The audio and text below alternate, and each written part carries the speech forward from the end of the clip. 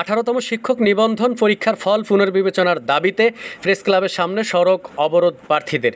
Viewers, আপনাদেরকে এখন সর্বশেষ জানাবো 18তম শিক্ষক নিবন্ধনের ভাইবা পরীক্ষায় অনুত্তীর্ণ যে সকল প্রার্থী তারা প্রেস ক্লাবের সামনে অবস্থান কর্মসূচি বা সড়কে যেখানে অবরোধ করেছেন সেখানে তাদের সাথে কি হয়েছে আজকে ভিডিওতে সেটি আমি আপনাদেরকে জানাবো। তো যারা ইতিমধ্যে আমার চ্যানেলটি সাবস্ক্রাইব করেননি, চ্যানেলটি সাবস্ক্রাইব করে পাশে থাকা বেল আইকনটি বাজিয়ে রাখুন। এনটিআরসি এর সকল তথ্য সবার আগে আমি আপনাদেরকে জানাতে পারবো।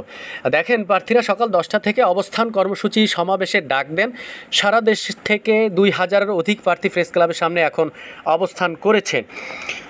দেখেন যে 18তম শিক্ষক নিবন্ধন পরীক্ষায় ভাইবা ফলাফল বৈষম্য ও স্বেচ্ছাচারিতার অভিযোগ ঢাকা প্রেস ক্লাবের সামনে পুরো রাস্তা আটকে দিয়েছেন চাকুরি প্রত্যাশীরা।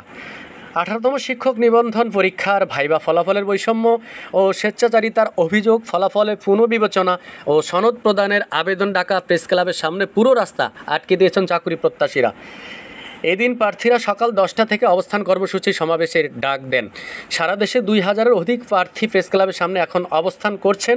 তাদের ছত্রভঙ্গ করতে পুলিশ এই সময় সাউন্ড গ্রেনেড ও পানি ছুড়ছে।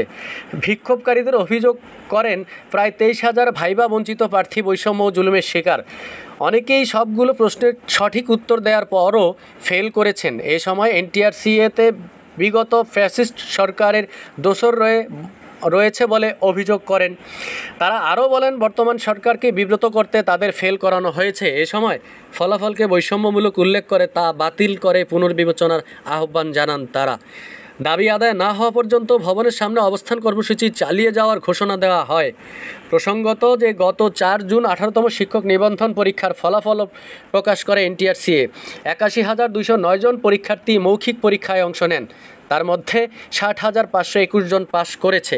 ভিউয়ার্স, যারা এই ভিডিওটি দেখেছেন আপনারা এই কমেন্ট করবেন, মূল্যবান মন্তব্য কমেন্ট করে জানিয়ে দিবেন যে 18তম শিক্ষক নিবন্ধনের যারা ভাইবা অনুত্তীর্ণ হয়েছেন তারা যে আন্দোলন করেছেন, তারা যে দাবি নিয়ে আসছেন সেটা কতটুকু যুক্তি। আপনারা অবশ্যই আপনাদের মূল্যবান মন্তব্য কমেন্ট করে জানিয়ে দেবেন।